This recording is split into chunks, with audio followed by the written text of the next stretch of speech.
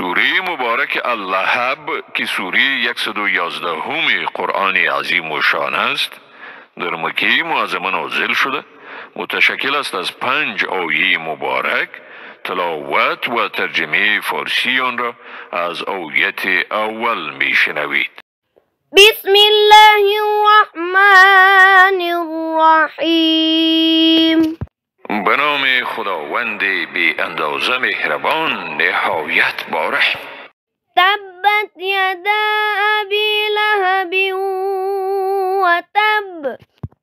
دستهای ابولهب یعنی پدر شعله های آتش خشک شود و خود او هم هلاک شد. ما اغنا عنه ماله و ما کسب. مال او و دسترنجش از وی تباهی و عذاب را دفع نکرد. سیصلی نارا ذات لهب و امرأته حمالة الحطب فی جیدها حبل من مسد. به زودی به آتش شعله‌وری داخل می شود و همسرش نیز آن زنی که پشته هیزم را به دوش می کشید.